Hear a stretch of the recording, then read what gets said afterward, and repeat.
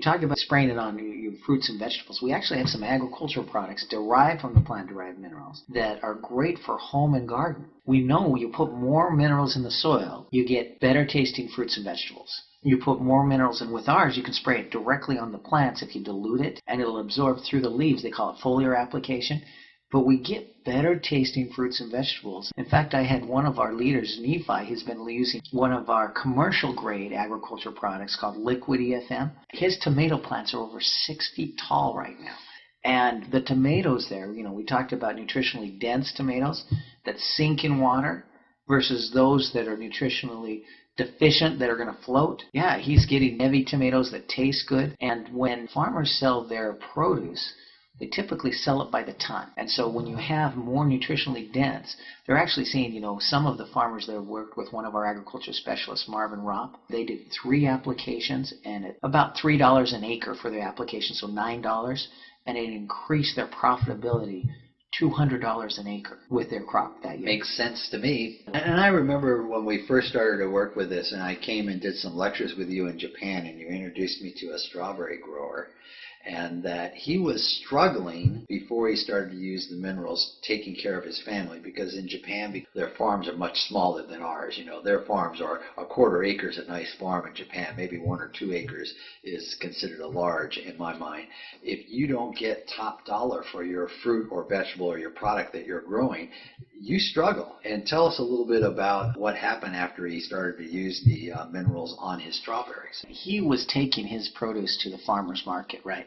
And there, before people buy it, they sample it. And his strawberries did not taste very good. So other people are selling his stuff, and he's not selling it at all. And he struggles. And that weekend he didn't sell anything. So he goes home and says, what can I do? And we had actually had some of the plant-derived minerals, that we'd use for ourselves, that he had purchased, and he put those on his crops. He watered them down, put them on all his crops.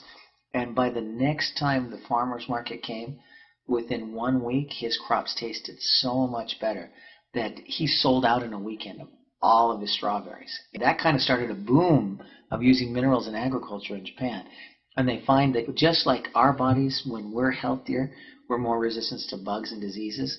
When they're using minerals in agriculture and the crops are healthier, they're more resistant to insects. Insects don't go after the strongest plants, they go after the weakest plants. That's because insects are there to break down after the growing season's over. Yeah. They're designed to break it down so that the nutrients go back into the soil so that we can repeat the process. So if it's a fruit or a vegetable that is minerally deficient, it considers it dead and it starts attacking it. Yeah. And also mold and funguses and even extremes in weather like extreme heat or extreme drought, extreme cold, or sometimes extreme rain.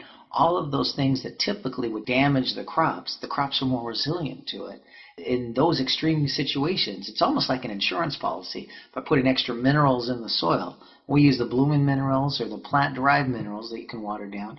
Or we actually have the Youngevity FM, which is a commercial grade that's sold in these 55-gallon drums that's worth literally hundreds and hundreds of acres worth of product. But man, the difference that people see in the taste, the difference they see in the strength, and even an increase in yield, it just in every case we've tried it, people have been glad that they spend a little more money on putting the minerals in the soil and in the plants because they get more than that back out of it. We talk about depleting soils, and one of the things when we talk about our farmers is that they're paid by the bushel and whatnot, and they typically put NPK back in their soil because that's what really increases the yield, which is beneficial for them. In other words, we really don't pay them to give us the most nutritionally beneficial. We just pay them for the size and the color, more so to speak. And so by putting all the minerals in there that we need, we're finding that the farmers are not only seeing richer, more dense fruits and vegetables, and so they're getting paid more, but they're also treating their soil better. And in the long run, if we get everyone to start doing this trend, it'll be better for us. We're getting whole foods that are more nutritious, and our soils are in better shape. Because if you actually go to the Department of Ag and you look at how much vitamin C is in an orange 20 years ago and how much vitamin C is in an orange now, because our soils are depleted, the numbers are going down. And when you taste our fruit, it tastes watery. It has no taste. That's because there's no value to it. There's an instrument that measures the sugar content. It's called a Brix. And if you start looking at fruits and vegetables that have low Brix, they're nutritionally dead. But if you start adding the minerals to the soil, the Brix content go up. You'll notice the flavor goes up, and it's higher. It's more mineral alive. And so it's a great product, and I enjoy working with it. I usually challenge people. I says, I only want you to use this product the first year on half your garden, and you tell me if it's worth it, because it only takes one season.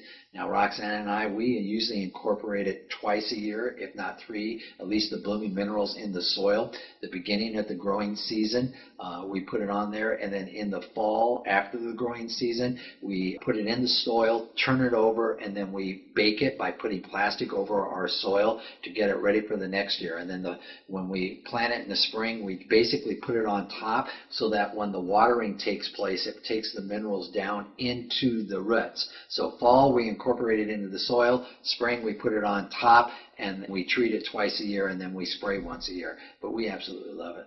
Also use the Bloomin Minerals for pets and livestock, right? Is that a way to give additional trace mineral supplementation to our animals? Sure, we'll talk about animals really quick here. We have a product called Arthrodex for dogs and cats, and we basically take those plant minerals and we put it in there along with other ingredients like brewer's yeast and beef liver extract and things like that, so the animals really like it, and they're getting huge amounts of vitamins, amino acids, and minerals in their products, just like us, in a product that they'll taste. Now, I haven't met a dog yet that doesn't like Arthrodex. I've met a couple cats, but they're a little more finicky, as we all know. That's a great product, but I always have distributors call me that have livestock like horses and cows, and they want to get the plant minerals and what's the most economical way. And the rule of thumb that I usually recommend is you take the Bloomin Minerals, and it's about a cup per 500 to 700 pounds of animal weight. In other words, if you have a horse and it weighs 1,500 pounds, a couple cups a day in its feed, and you'll get those base minerals up there. They'll stop piking and cribbing, and their overall health will be better, and it's a great way. And when you get that 40-pound sack from Youngevity, it goes a long ways. You know, you do a large garden with that, or you can take care of livestock for a long period of time. But for the dogs and the cats, Arthrodex, wonderful product. And then for your livestock, the Bloomin Minerals in with their feed. Yeah, and another rule of thumb, if you want to use it on, you have lots of animals, and for easy calculation, Dr. Walk will often say 2% of your feed. In other words, if you have a 100-pound bag of feed, add 2 pounds of the Bloomin Minerals there. Just make sure that the Bloomin Minerals stay in the feed. So sometimes he says you have to put a little molasses in there so it sticks, but you don't want it all sink into the bottom.